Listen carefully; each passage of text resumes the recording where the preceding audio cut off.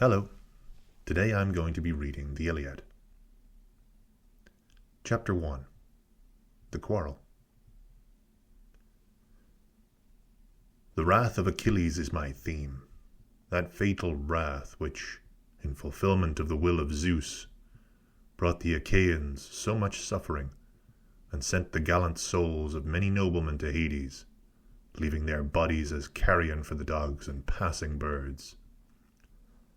Let us begin, goddess of song, with the angry parting that took place between Agamemnon, king of men, and the great Achilles, son of Peleus. Which of the gods was it that made them quarrel? It was Apollo, son of Zeus and Leto, who started the feud when he punished the king for his discourtesy to Chryses, his priest, by inflicting a deadly plague on his army and destroying his men. Chryses had come to the Achaean ships to recover his captured daughter. He brought with him a generous ransom, and carried the chaplet of the archer god Apollo on a golden staff in his hand.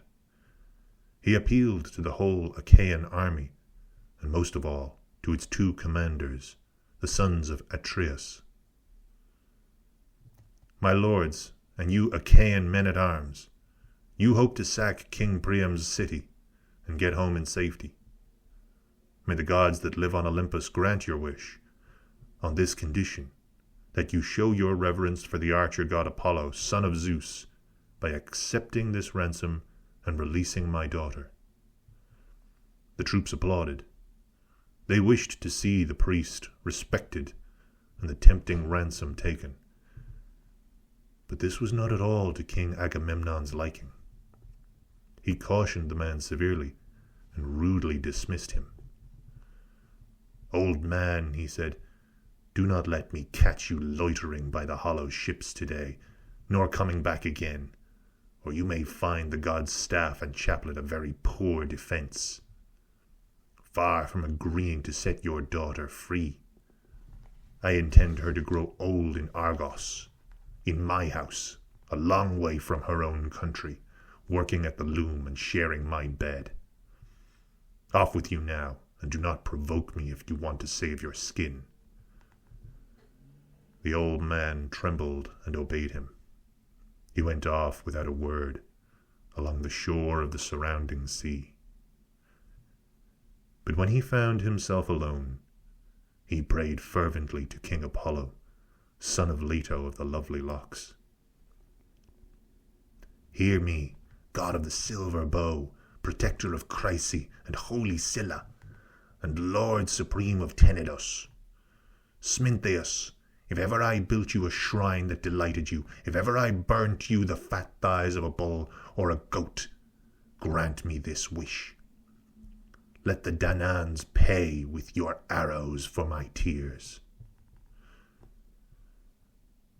Phoebus Apollo heard his prayer, and came down in fury from the heights of Olympus with his bow and covered quiver on his back. As he set out, the arrows clanged on the shoulder of the angry god, and his descent was like nightfall. He sat down opposite the ships, and shot an arrow, with a dreadful twang from his silver bow.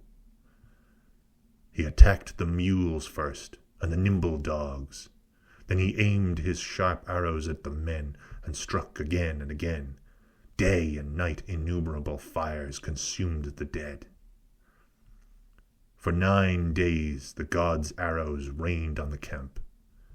On the 10th, the troops were called to assembly by order of Achilles, a measure that the white-armed goddess Here prompted him to take in her concern for the Danaans, whose destruction she was witnessing. When all had assembled and the gathering was complete, the great runner Achilles rose to address them. "Agamemnon, my lord, what with the fighting and the plague, I fear that our strength will soon be so reduced that any of us who are not dead by then will be forced to give up the struggle and sail for home. But could we not consult a prophet or priest, or even some interpreter of dreams, for dreams too are sent by Zeus, and find out from him why Phoebus Apollo is so angry with us. He may be offended at some broken vow or some failure in our rites. If so, he might accept a savory offering of sheep or of full-grown goats and save us from the plague." Achilles sat down, and Calchas, son of Thestor, rose to his feet. As an augur, Calchas had no rival in the camp. Past, present, and future held no secrets from him. And it was his second sight, a gift he owed to Apollo, that had guided the Achaean fleet to Ilium. He was a loyal Argive, and it was in this spirit that he took the floor. "Achilles," he said, "my royal lord, you have asked me to account for the archer king Apollo's wrath, and I will do so. But listen to me first. Will you swear to come forward and use all your eloquence and strength to protect me? I ask this of you, being well aware that I shall make an enemy of one whose authority is absolute among us, and whose word is law to all Achaeans. A commoner is no match for a king whom he offends. Even if the king swallows his anger for the moment, he will nurse his grievance till the day when he can settle the account. Consider, then, whether you can guarantee my safety." "Dismiss your fears," said the swift Achilles, "and tell us anything you may have learned from heaven. For by Apollo, son of Zeus, the very god Calchas in whose name you reveal your oracles, I swear that as long as I am alive and in possession of my senses, not a Danaan of them all, here by the hollow ships, shall hurt you, not even if the man you mean is Agamemnon, who bears the title of our overlord." At last the worthy seer plucked up his courage and spoke out. "There is no question," he said, "of a broken vow or any shortcoming in our rites. The god is angry because Agamemnon insulted his priest, refusing to take the ransom and free his daughter. That is the reason for our present sufferings and for those to come. The archer king will not release us from this loathsome scourge till we give the bright-eyed lady back to her father without recompense or ransom, and send holy offerings to Chryse. When that is done, we might induce him to relent." Calchas sat down, and the noble son of Atreus, imperial Agamemnon, leapt up in anger. His heart was seething with black passion, and his eyes were like points of flame. He rounded first on Calchas, full of menace.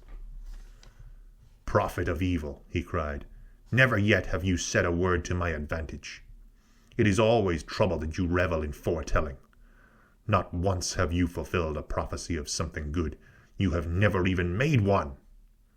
And now you hold forth as the army's seer, telling the men that the archer god is persecuting them because I refused the ransom for the girl Chryseis, princely though it was. And why did I refuse? Because I chose to keep the girl and take her home. Indeed, I like her better than my consort, Clytemnestra. She is quite as beautiful, and no less clever or skillful with her hands. Still, I am willing to give her up if that appears the wiser course. It is my desire to see my people safe and sound, not perishing like this. But you must let me have another prize at once, or I shall be the only one of us with empty hands, a most improper thing. You can see for yourselves that the prize I was given is on its way elsewhere." The swift and excellent Achilles leapt to his feet. "And where," he asked, "does your majesty propose that our gallant troops should find a fresh prize to satisfy your unexampled greed? I have yet to hear of any public fund we have laid by. The plunder we took from captured towns has been distributed, and it is more than we can ask of the men to reassemble that. No, give the girl back now, as the god demands, and we will make you triple, fourfold compensation, if Zeus ever allows us to bring down the battlements of Troy." King Agamemnon took him up at once. "You are a great man, Prince Achilles, but do not imagine you can trick me into that. I am not going to be outwitted or cajoled by you. Give up the girl, you say, hoping, I presume, to keep your own prize safe. Do you expect me tamely to sit by while I am robbed? No. If the army is prepared to give me a fresh prize, chosen to suit my taste and to make up for my loss, I have no more to say. If not, I shall come and help myself to your prize, or that of Aias, or I shall walk off with Odysseus's. And what an angry man I shall leave behind me! However, we can deal with all that later on. For the moment, let us run a black ship down into the friendly sea, give her a special crew, embark the animals for sacrifice, and put the girl herself, Chryseis of the lovely cheeks, on board. And let some counselor of ours go as captain, Aias, Idomeneus, the excellent Odysseus, or yourself, my lord, the most redoubtable man we could choose to offer the sacrifice and win us back Apollo's favor. Achilles, the great runner, gave him a black look. You shameless schemer, he cried, always aiming at a profitable deal. How can you expect any of the men to give you loyal service when you send them on a raid or into battle? It was no quarrel with the Trojan spearmen that brought me here to fight. They have never done me any harm. They have never lifted cow or horse of mine, nor ravaged any crop that the deep soil of Phthia grows to feed her men, for the roaring seas and many a dark range of mountains lie between us. The truth is that we joined the expedition to please you. Yes, you unconscionable cur, to get satisfaction from the Trojans for Menelaus and yourself, a fact which you utterly ignore.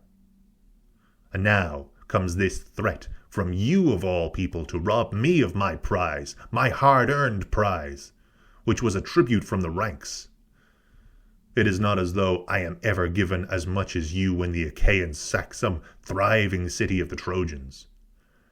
The heat and burden of the fighting fall on me, but when it comes to dealing out the loot, it is you that take the lion's share, leaving me to return exhausted from the field with something of my own, however small. So now I shall go back to Phthia. That is the best thing I can do, to sail home in my beaked ships. I see no point in staying here to be insulted while I pile up wealth and luxuries for you. Take to your heels by all means, Agamemnon, king of men, retorted, if you feel the urge to go. I am not begging you to stay on my account. There are others with me who will treat me with respect, and the counselor Zeus is first among them. Moreover, of all the princes here, you are the most disloyal to myself. To you, sedition, violence, and fighting are the breath of life. What if you are a great soldier? Who made you so but God? Go home now with your ships and your men-at-arms, and rule the Myrmidons. I have no use for you. Your anger leaves me cold. But mark my words. In the same way as Phoebus Apollo is robbing me of Chryseis, whom I propose to send off in my ship with my own crew, I am going to pay a visit to your hut and take away the beautiful Briseis, your prize, Achilles, to let you know that I am more powerful than you, and to teach others not to bandy words with me and openly defy their king. This cut Achilles to the quick. In his shaggy breast his heart was torn between two courses, whether to draw his sharp sword from his side, thrust his way through the crowd, and kill King Agamemnon, or to control himself and check the angry impulse. He was deep in this inward conflict, with his long sword half unsheathed, when Athene came down to him from heaven at the instance of the white-armed goddess Hera, who loved the two lords equally and was fretting for them both. Athene stood behind him and seized him by his golden locks. No one but Achilles was aware of her.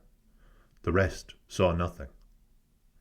He swung round in amazement, recognized Pallas Athene at once, so terrible was the brilliance of her eyes, and spoke out to her boldly.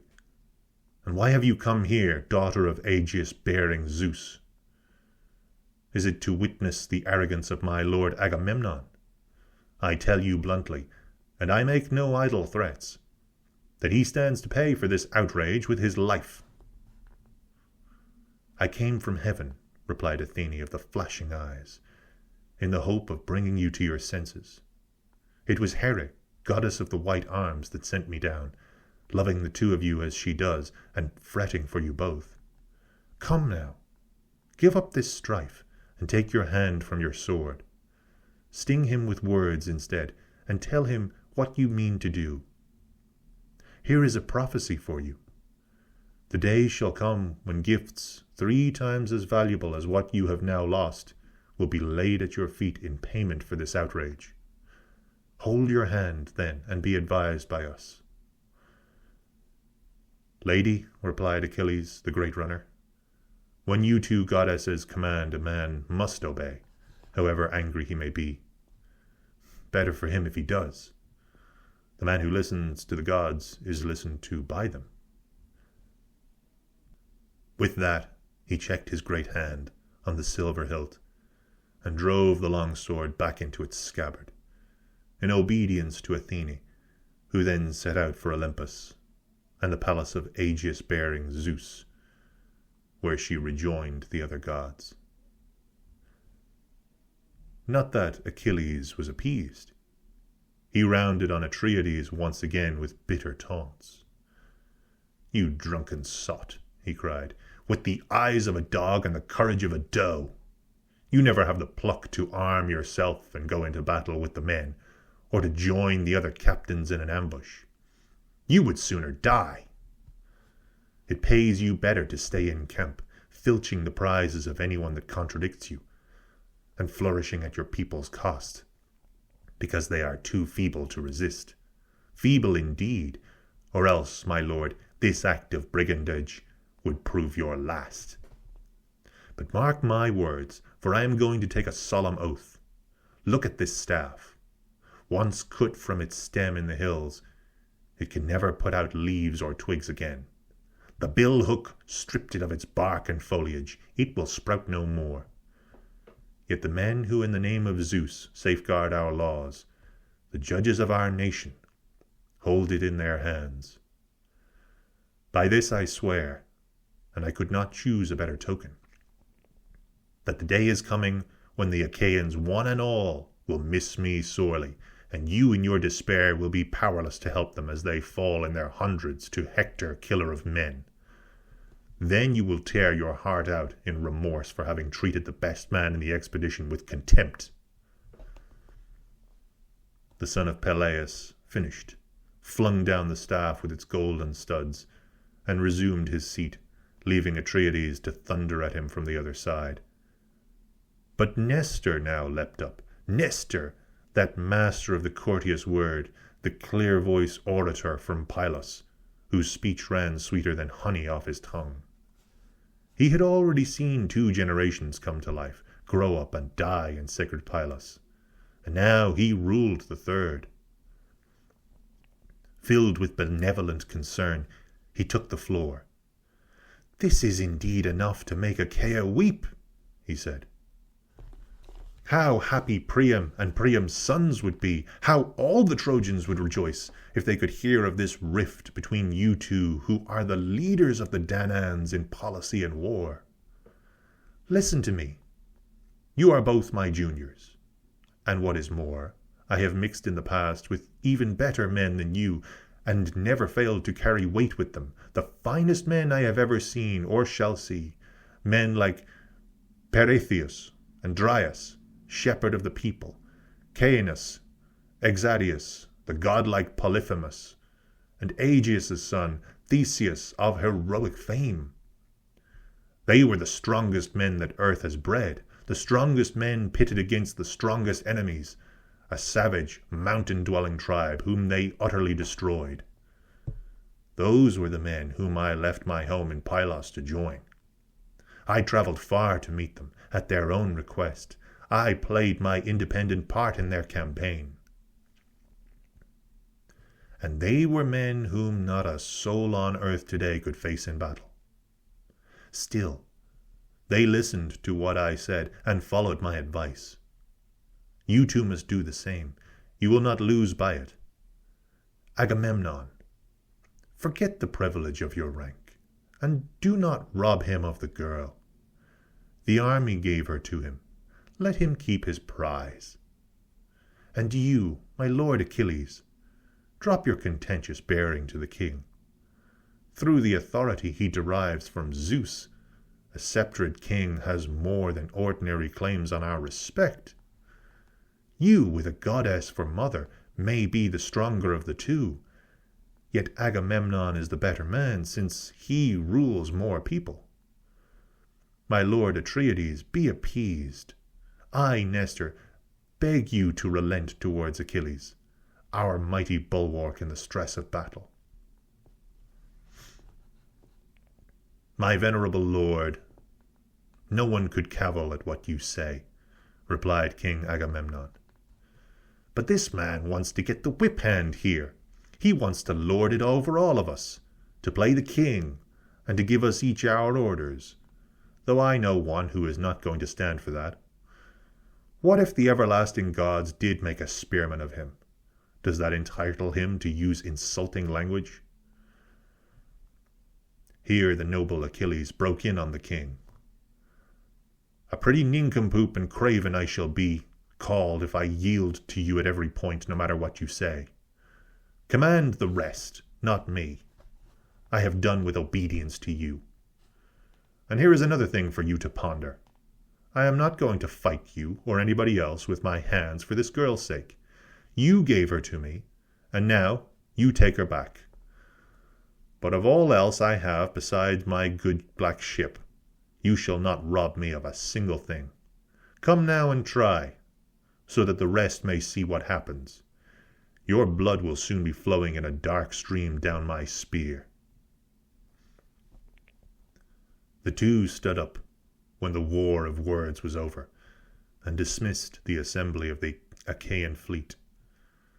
Achilles, with Patroclus and his men, made off to his trim ships and huts, while Atreides launched a fast vessel on the sea, chose 20 oarsmen to man her, and after embarking the cattle to be offered to the god, fetched Chryseis of the lovely cheeks and put her on board. The resourceful Odysseus went as captain, and when everyone was in, they set out along the highways of the sea. Meanwhile, Agamemnon made his people purify themselves by bathing.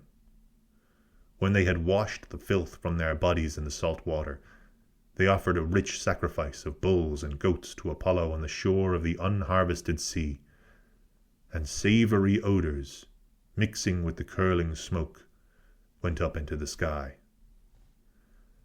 While his men were engaged on these duties in the camp, Agamemnon did not forget his quarrel with Achilles and the threat he had made to him at the meeting. He called Talthybius and Eurybates, his 2 heralds and obedient squires, and said to them, Go to the hut of Achilles, son of Peleus. Take the lady Briseis into your custody, and bring her here. If he refuses to let her go, I shall come in force to fetch her, which will be all the worse for him.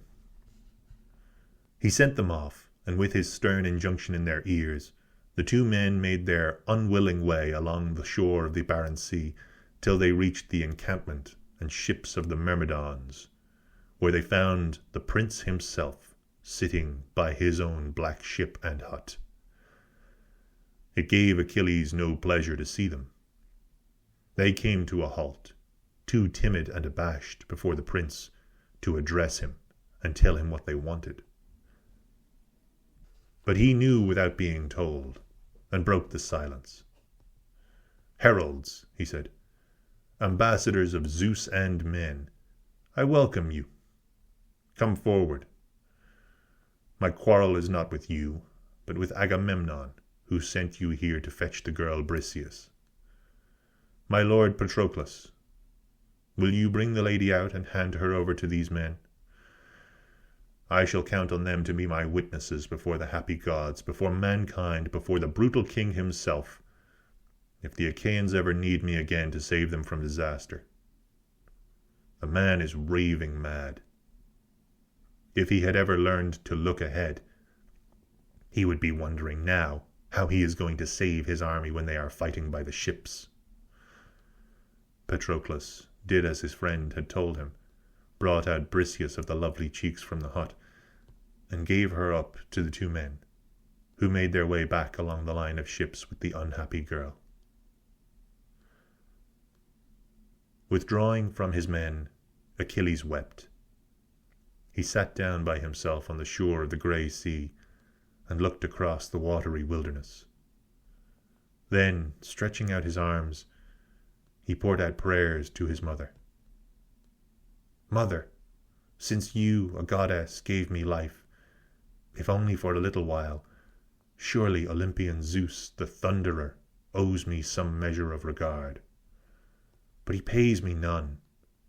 He has let me be flouted by imperial Agamemnon, son of Atreus, who has robbed me of my prize and has her with him now.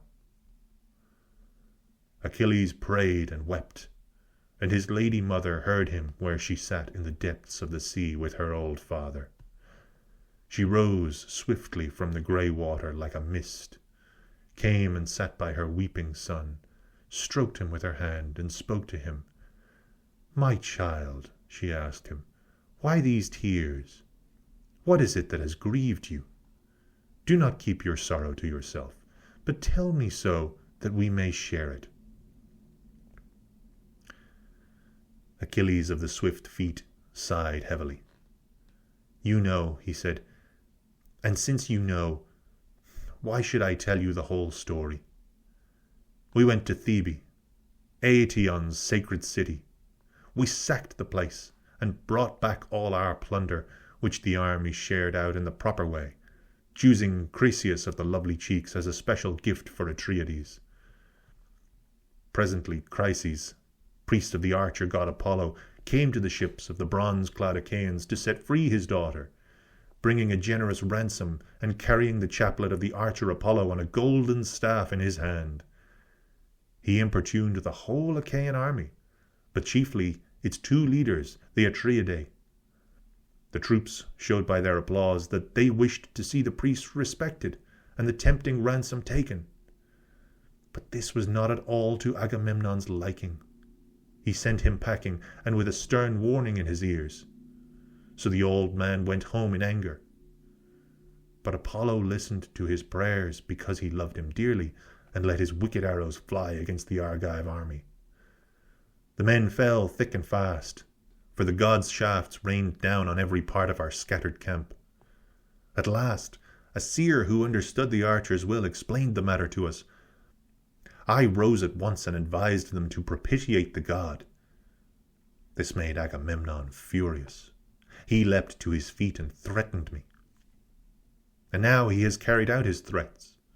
The bright-eyed Achaeans are taking the girl to Chryse in a ship with offerings for the god, while the king's messengers have just gone from my hut with the other girl, Briseis, whom the army gave to me.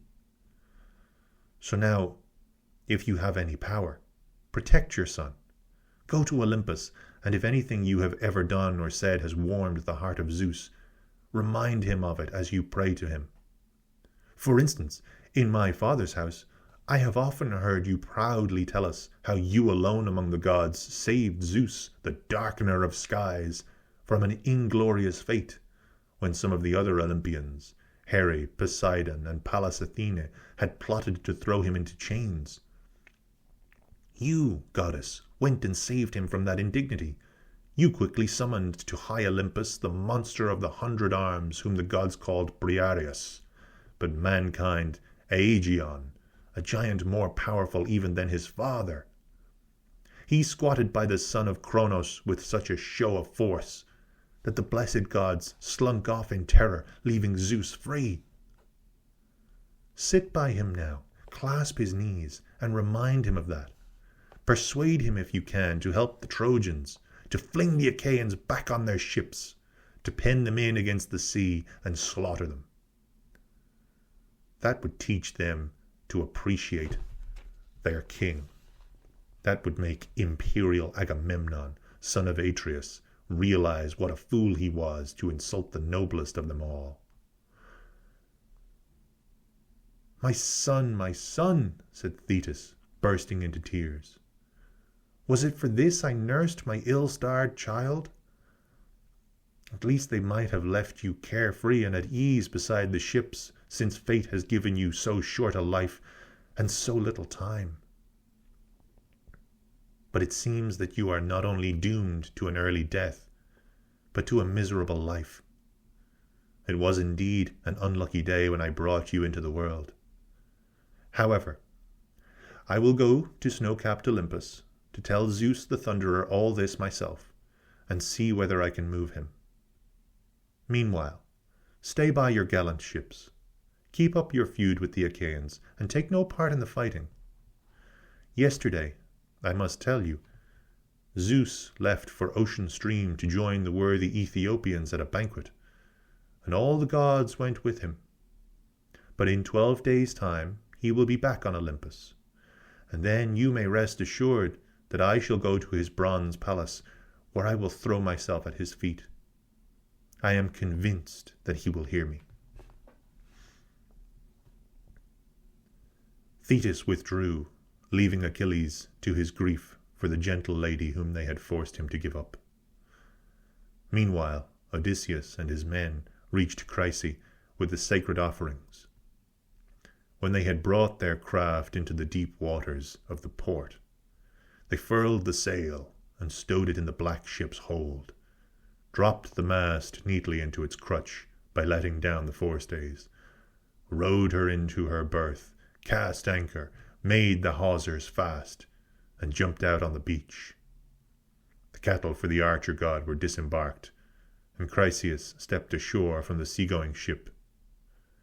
Odysseus of the nimble wits led the girl to the altar, and gave her back to her father. "Chryses," he said, "Agamemnon, king of men, has ordered me to bring you your daughter, and to make ceremonial offerings to Phoebus on the Danaans' behalf, in the hope of pacifying the archer king, who has struck their army a grievous blow." Then he handed the lady over to her father, who welcomed his daughter with joy. The offerings destined to do honor to the god were quickly set in place round the well-built altar. The men rinsed their hands and took up the sacrificial grains. Then Chryses lifted up his arms and prayed aloud for them. "Hear me, god of the silver bow, protector of Chryse and of holy Scylla, and lord supreme of Tenedos. My last petition found you kind indeed. You showed your regard for me and struck a mighty blow at the Achaean army. Now grant me a second wish, and save the Danaans from their dreadful scourge." Thus the old man prayed, and Phoebus Apollo heard him. When they had made their petitions and scattered the grain, they first drew back the animals' heads, slit their throats, and flayed them.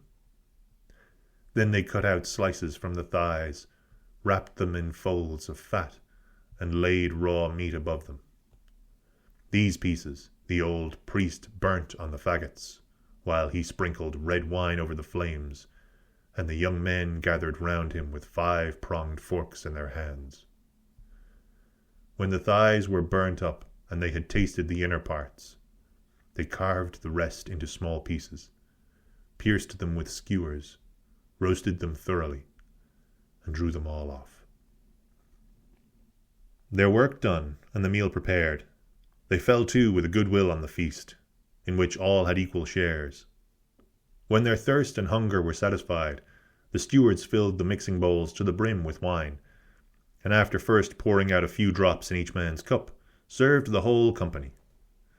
And for the rest of the day these young Achaean warriors made music to appease the god, praising the great archer in a lovely song, to which Apollo listened with delight. When the sun set and darkness fell, they lay down for sleep by the hawsers of their ship.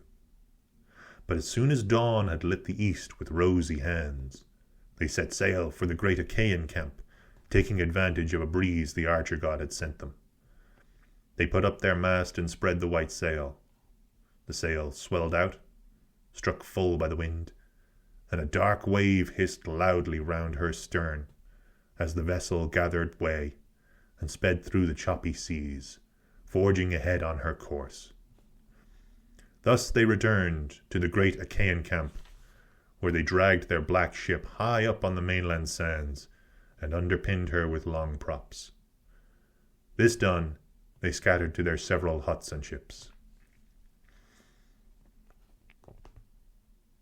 Now, all this time, Achilles, the great runner, the royal son of Peleus, had been sitting by his fast ships, nursing his anger. He not only kept away from the fighting, but attended no meetings of the assembly where a man can win renown. He stayed where he was, eating his heart out and longing for the sound and fury of battle.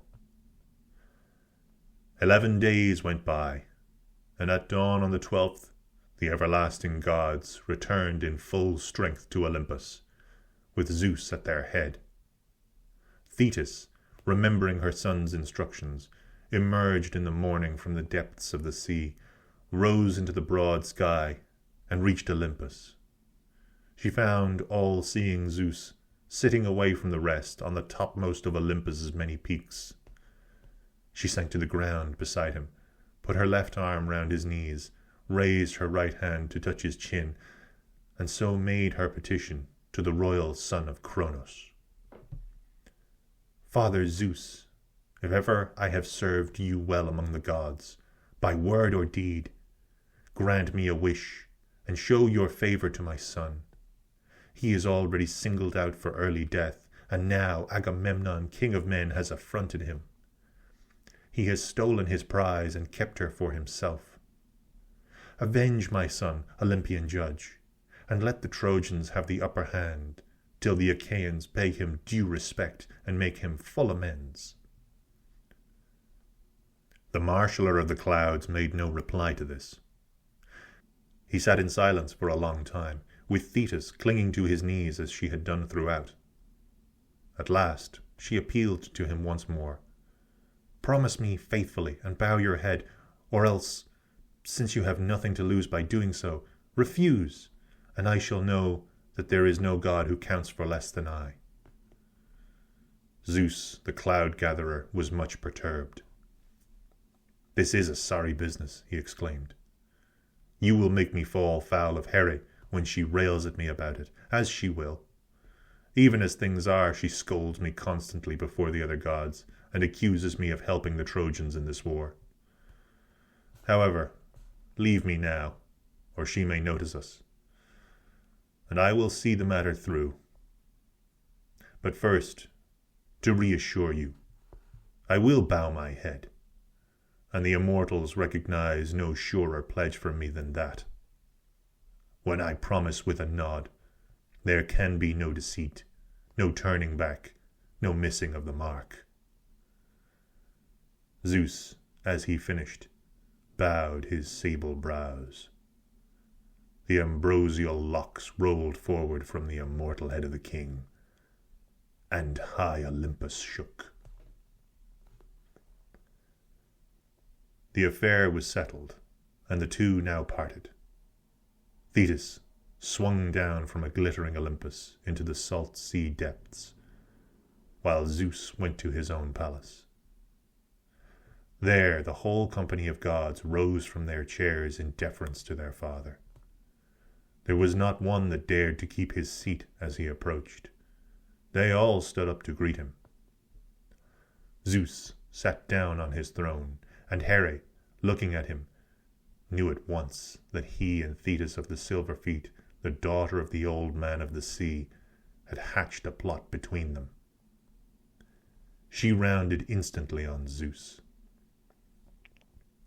What goddess, she asked, has been scheming with you now, you arch-deceiver? How like you it is when my back is turned to settle things in your own furtive way. You never of your own accord confide in me. Here, the father of men and gods replied, do not expect to learn all my decisions. You would find the knowledge hard to bear, although you are my consort. What it is right for you to hear, no god or man shall know before you, But when I choose to take a step without referring to the gods, you are not to cross-examine me about it." "Dread son of Kronos," said the ox-eyed queen, "what are you suggesting now? Surely it never was my way to pester you with questions. I have always let you make your own decisions in perfect peace. But now I have a shrewd idea that you have been talked round by Thetis of the silver feet, the daughter of the old man of the sea. She sat with you this morning and clasped your knees. This makes me think that you have pledged your word to her to support Achilles and let the Achaeans be slaughtered at the ships." "Madam," replied the cloud compeller, "you think too much, and I can keep no secrets from you. But there is nothing you can do, except to turn my heart even more against you, which will be all the worse for yourself. If things are as you say, you may take it that my will is being done. Sit there in silence, and be ruled by me, or all the gods in Olympus will not be strong enough to keep me off and save you from my unconquerable hands." This made the ox-eyed queen of heaven tremble, and curbing herself with an effort, she sat still. Zeus had daunted all the other heavenly ones as well, and there was silence in his palace, till at last Hephaestus, the great artificer, spoke up, in his anxiety to be of service to his mother, white-armed Here. "This is unbearable," he exclaimed. "A pretty pass we are coming to, with you two spoiling for a fight about mankind, and setting the gods at loggerheads. How can a good dinner be enjoyed with so much trouble in the air? I do advise my mother, who knows well enough what is best, to make her peace with my father, Zeus, or she may draw another reprimand from him, and our dinner may be entirely spoilt. What if the Olympian, the lord of the lightning flash, the strongest god in heaven, should feel disposed to blast us from our seats? No, mother, you must humbly ask his pardon, and the Olympian will be gracious to us again." As he said this, Hephaestus hurried forward with a two-handled cup and put it in his mother's hand. "Mother," he said, "be patient and swallow your resentment, or I that love you may see you beaten here in front of me. A sorry sight for me, but what could I do to help you? The Olympian is a hard god to pit oneself against. Why, once before, when I was trying hard to save you, he seized me by the foot and hurled me from the threshold of heaven.